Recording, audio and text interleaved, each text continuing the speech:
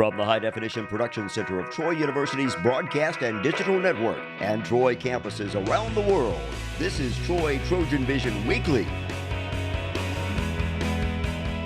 Hello and welcome to TrojanVision Weekly. We're glad you joined us for this look at what's happening in and around Troy University. I'm your host, Aaron Taylor. Well, the Trojan football team fell to Clemson on Saturday, but you wouldn't have thought that by the crowds outside of Veterans Memorial Stadium Saturday night. Hundreds of Trojan fans eagerly awaited the Trojans to cheer them on for their hard-fought 6-point loss to the number 2 team in the nation. Ryan Renfro has all the excitement. It was a loss on Saturday afternoon in Death Valley to the number 2 ranked Clemson Tigers that led to what you see now. 400 plus Troy students gathering to welcome the Troy football team back to Trojan territory. They fought with all they had, and we thought we owed it to them to get these students out here and just to tell them that we appreciate their effort. Super proud to be Troy Trojans right now. Our team played their hearts out, and they give it their all. And as the Trojans gave it their all against the Tigers, Trojan fans weren't the only ones taking notice at what was happening in Death Valley.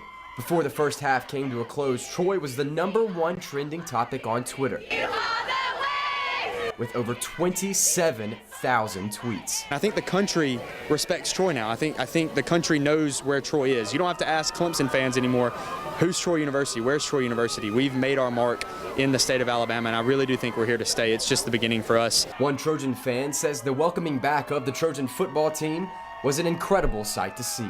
I've never seen this after a away game where the students came out and met the team like they did tonight. And as for what's next for the Trojans, everyone seems to be looking forward to next Saturday. I think if we play with the caliber we played, the offense wrinkles it out, gets the wrinkles out a little bit, and the defense maintains that level of intensity, I really do think come December we'll be playing for a Sun Belt championship. I really do. The Trojans will make that next move toward the Sun Belt championship on Saturday against Southern Miss. Ryan Renfro, Troy, TrojanVision News. And this weekend, when the Trojan football team takes the field against Southern Miss in Hattiesburg, Mississippi, the Troy community will take to the square to watch the game. The first of many downtown parties planned for the square this fall is happening this weekend. Sarah Singletary has the details. The city of Troy is celebrating the fall season with its Fall Parties on the Square series, a chain of events ranging from football watch parties to live music. All gatherings at the city hopes will attract community members to the downtown area. We want the community to be able to, on the weekends, have different things that they can participate in and do in Troy. And downtown Troy is the perfect place for these types of events. And we're also wanting the community to spend more time in downtown Troy in general, because we've got so many wonderful shops and restaurants and just a lot of different things to do in downtown Troy. We've got a lot to offer. Wyndham says the types of functions held on the square have developed over the last 4 years, now offering a variety of events to the community. Everything has kind of changed and grown, and we really like where we are today with these fall parties, because it is a nice mix of different kinds of events for the community. But it's been a process over the past 4 years to get where we are today.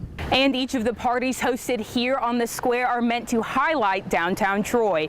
And with the help of the community, Wyndham says the city can strengthen its heartbeat. Downtowns are the heart of towns, no doubt. If you've got a strong downtown, you have a strong city. So anything that we can do to grow downtown and to bring more people to downtown, spending their leisure time down here with us, we just want to do anything that we can.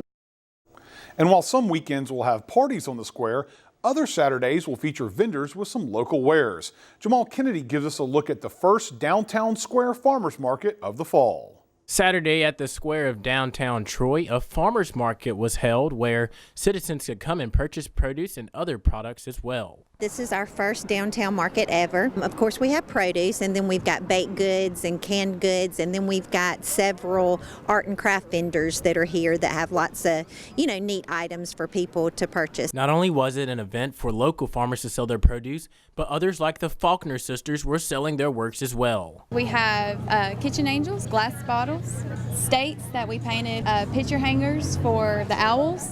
We have broom. We have customized swings and benches that we can make. It took time and preparation to pull this together. It wasn't an idea that the city council came up with at the last minute. We have been promoting it for a couple of months now. We've used our media partners in town to help us promote, along with social media and just lots of different things. We were decorating our own houses, so we just started making them. And we were eating at Mama Goldberg's last week, and it was on the table. And we were like, well, let's just try it. And the farmers market today was about more than just the selling of the products, but about creating activity in the community. This is just a great event where you've got the people from the community here, and they're seeing their neighbors and their friends, and they're visiting, having a great time while they're, doing some shopping also. So it's just, it's a very fun-filled event. We love it. We really enjoyed it. Getting to actually meet people and getting to know the community a lot more. So it's actually a good experience. Jamal Kennedy, Troy, Trojan Vision News. Troy University will soon be home to one of the largest terracotta warrior displays outside of China. Jordan Elston introduces us to the man responsible for making that display a reality. Construction has been underway for the addition of terracotta warriors on campus for several weeks. And on Tuesday, the vision of the Cultural Arts Park became clearer due to the visionary being on campus. What you're seeing right now is the execution of the design for the installation of the Cultural Park, which is a reflection of two primary historical architectures, East and West, Grecian, Roman, and Chinese. Spirit is an infinite sphere whose center is everywhere and circumference nowhere. That is the ancient Roman philosophical quote that Marquette says inspired his design concept. It's just that. It's integrating these two cultural extremes in a harmonious way. Not only did Marquette design the landscape for the terracotta warriors, but he also designed an indoor portion that is made to mirror walking through an archaeological dig in Xiyang, China. As you come through here, you're going to circumnavigate this area, and these are the way the walls are all cut. As they excavate, they lean them back so they don't collapse as much. You'll come along a series of videos. This piece of polystyrene is representing a video screen where you'll be told various stories and experiences that are all related to the Chinese terracotta warriors, their origins, and the spirit that we're trying to tie into with Troy University. There'll be a collection of signage of various descriptions describing various historical and, like I said, archaeological references. When you come back here, we're going to have a window that will be very dark. You can't see inside, but you'll be able to push a button, and when you do, there'll be like a sunrise happen. And we're actually going to recreate the dig site in a miniature scale, a maquette of about probably 300 or 400 warriors. And the sun will set and the stars will come out. So it'll be like you have your own personal experience of actually going to Xi'an itself. The project is expected to be completed in early November. Troy's Johnson Center for the Arts has a new artwork on display in its upper gallery. Nathaniel Rodriguez gives us a look of artwork at the painter-sculptor Marianne Casey. The Johnson Center for the Arts is holding an exhibit of paintings and statues by a former Troy resident.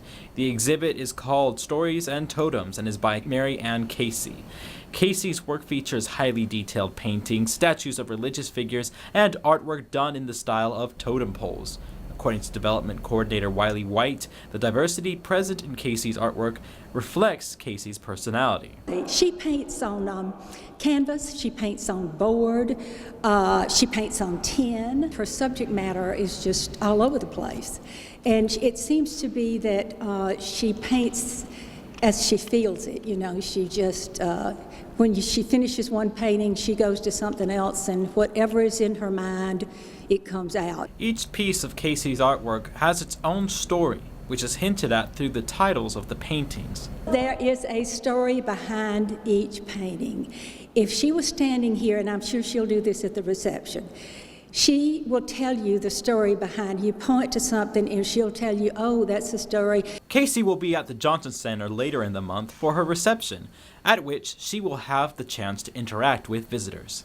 She's got a reception on September the 22nd. That's a Thursday evening, and she's going to do an art talk. And so nobody wants to miss that. I mean, and she's just so much fun, if you knew her. You would know what fun she is. Stories and Totems will be on display at the Johnson Center until October 22nd. We're going to take a short break, but when we return, we'll see the variety of ways Troy University students helped the Boys and Girls Club of Pike County this week. Stay tuned. We'll be right back. This is DeKeese. She has her bachelor's degree from Troy University and is now pursuing her master's online to grow her career. Soon, she'll have a prestigious graduate degree from Troy, a proud public university that's been helping students achieve their career goals since 1887. Do what you love and be great at it. That's the warrior spirit. Learn more at troy.edu/workingwarrior.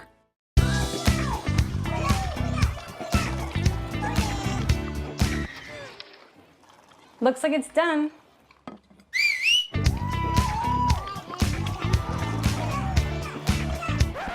Don't let salmonella get funky with your chicken. On average, 1 in 6 Americans will get a foodborne illness this year. You can't see these microbes, but they might be there. So learn the right temperature to cook each type of meat. Keep your family safe at foodsafety.gov. Now back to Troy Trojan Vision News Weekly. Troy University's National Association of Black Journalists helps Troy's journalism students get a good start to their careers. However, last week, the group was helping some slightly younger students. Jalen Bivens explains. Thursday afternoon, the Boys and Girls Club of Pike and surrounding counties was presented with a $300 check for their flag football jerseys and cheerleading uniforms. Jamal Kennedy, president of the National Association of Black Journalists, presented the check to Wayne Buchanan, director of the Boys and Girls Club. And it is because of generous donations such as this that we are able to continue the work here at the Boys and Girls Club. With these funds, we will be able to purchase our flag football team's jerseys, and the cheerlead squad that we have will be able to purchase their uniforms as well. This is the second year of both flag football and cheerleading. The Boys and Girls Club will play against several surrounding clubs, and one of the interesting things is the football team is open to both boys and girls. And it's a way to get the girls who want to take part and participate, who may not want to play football, because the football league is co-ed, so boys and girls can play. So for those who are not able to play on the football team, or they don't want to play on the football team, it gives them a way to participate. NABJ President Jamal Kennedy had a more personal feeling when it came to talking about what it meant to sponsor the children. It makes me feel great because when I was growing up, my parents had to pay the full price for something, and and there were some kids, their parents couldn't pay that money, and so unfortunately for the first game or the first few games or however many games that until they could afford to pay for their uniform, they either just didn't come or they wore like practice jerseys. The flag football team's first game is scheduled for September 21st, where they will be hosting the Boys and Girls Club of Ozark. Jalen Bivens, Troy, Trojan Vision News. Sunday was the 15th anniversary of the September 11th terrorist attacks. However, before the anniversary, the Office of Civic Engagement held a service day in honor of those that lost their lives. Samantha Charles has the details. On Friday, the Office of Civic Engagement held a day of service in honor of those who lost their lives in the September 11th terrorist attacks. We are engaged in our annual fall days of service around the 9/11 memorial, 15th anniversary of the 9/11 attack. So this whole weekend is dedicated to the victims of 9/11, and I just want to commemorate them in a way of giving back.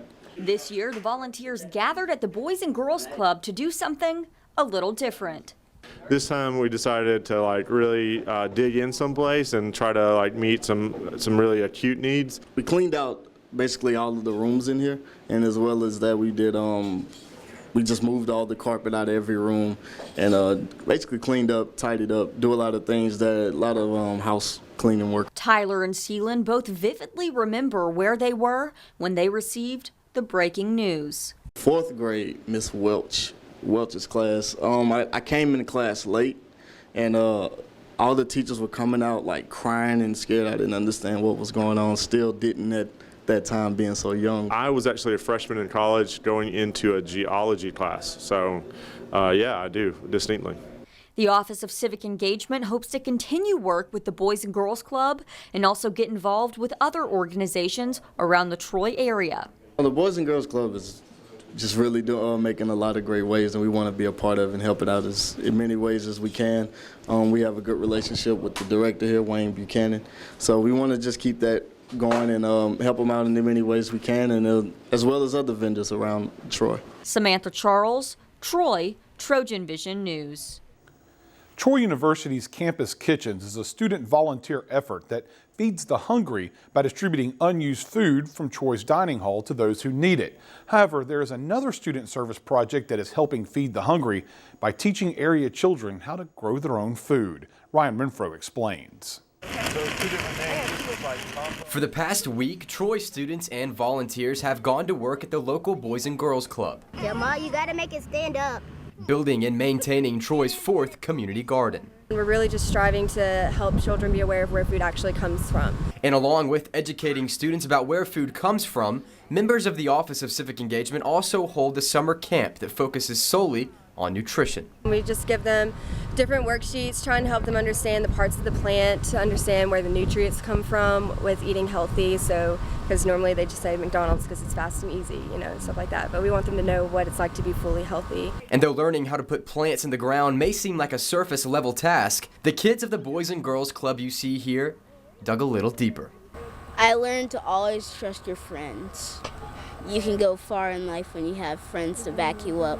I was just hanging around my friends, like people I can trust. You never know what's gonna happen to one of your friends, so you should always love them like they're your family member. If something goes on with your family, you always have your friends that you could trust, that don't cheat on your test, and that always help you when you need it. That you have to be gentle with the plants, because you might break the roots. And as for Lincoln, working with the Boys and Girls Club makes the experience even better. The fact that we get to bring them out here and help us with the gardens was just awesome experience and great bonding for them and for me. Community Gardens is held every Tuesday at 3:30. Ryan Renfro, Troy, Trojan Vision News. We're going to take another quick break. When we come back, we'll see some of the adventurous ways some students let off some steam this week. Stay tuned. We'll be right back. Did you know kids who play outdoors have healthier lungs? Totally. I did. Did you know that boys that play with dolls make better husbands? My son has lots of dolls. But did you know terry cloth diapers breathe better? I did. It's totally true. Oh, yeah. Did you know that strollers have the right of way on the sidewalk? Yes. Yep, I did. Did you guys Did you know that kids who eat breakfast have higher GPAs? Yeah, I know. Yeah. That's actually what I was going to say. Did you know babies should never touch silver? It's really bad for them. I knew that. Did you guys know that statistically friendly kids have more friends? Mm-hmm. Yeah. That's obvious. Did you know most people think they're using the right car seat for their kid, but they're not?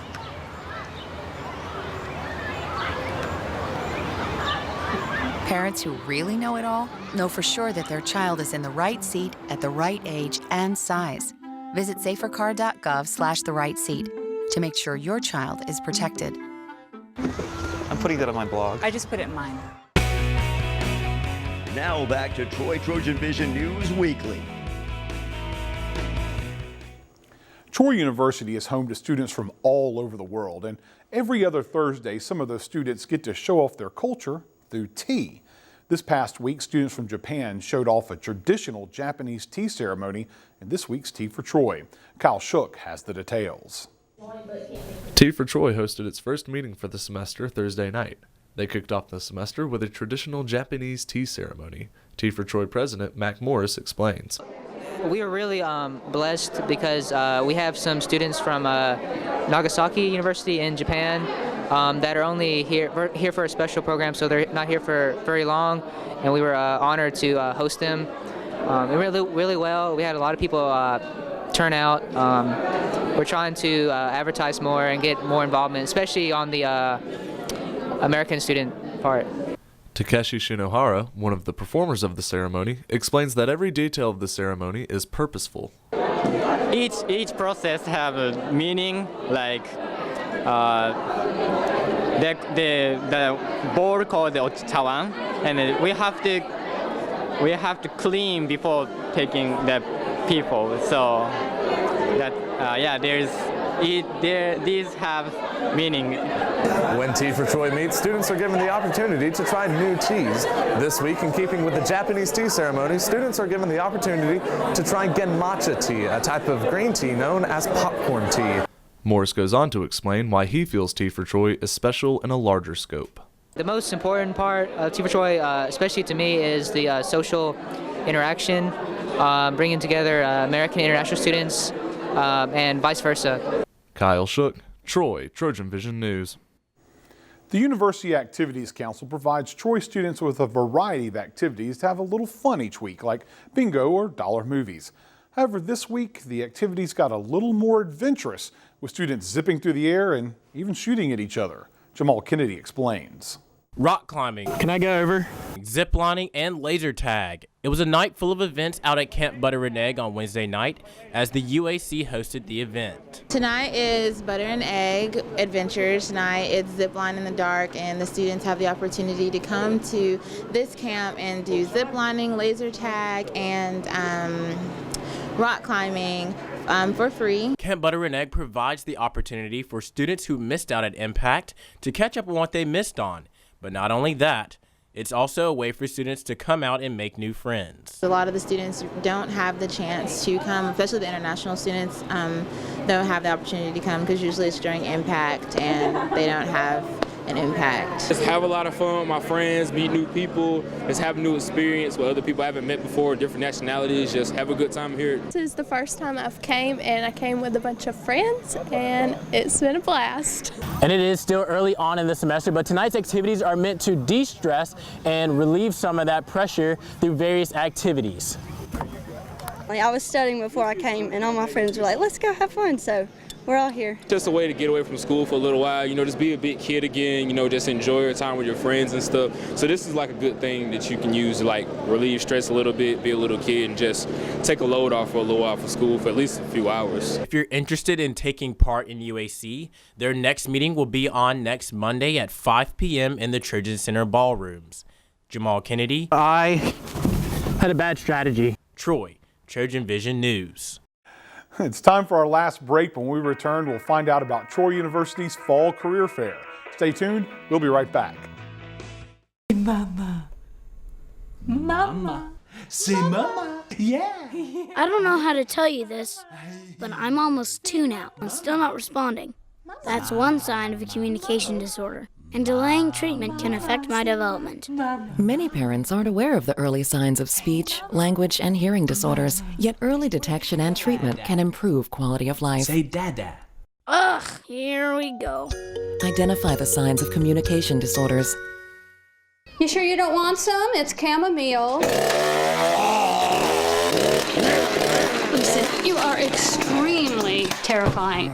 Just the scariest undead subhuman thing on TV, and I really mean that. But I am worried that you could give my kids nightmares if they see you, so I'm gonna have to block you. So that's it. Oh, and tell the zombies they're blocked too. Now back to Troy Trojan Vision News Weekly. Later this month, Troy University students will get the chance to explore their future job options at the Fall Career Fair. We'll learn more about the fair in this week's Trojan Talk. Hello and welcome to Trojan Talk. I'm your host, Aaron Taylor. Today we'll be learning about the upcoming Career Fair at Troy University. And my guest today, Coordinator of Career Services, Lauren Cole. Lauren, thanks for joining us today. Thank you. Glad to be here. And Career Fair, a good opportunity for students to network and maybe potentially find that first job. Tell us about the Career Fair and what folks can expect here for the Fall Career Fair. Yeah, sure. It's on Wednesday, September 28th. We really encourage all students to come. So if you're an underclassman, this might be a good opportunity to start thinking about internships. You might want to start looking into that after your sophomore year. So we recommend they start to come and network. And then, of course, juniors and seniors. We're really starting to line up those jobs after they graduate. I mean, it can be as early as 6 months to a year in advance. So they should take this opportunity to come and meet these employers that are on campus. And of course, the event itself, there's a variety of employers from a lot of different career types out there. Kind of gets an idea of what students can expect, especially number-wise, about how many they should expect to see there. Yeah, we typically have about 50 to 55 employers. That's about all we can hold in Sartain. So it's full, but there's a variety of majors that are represented.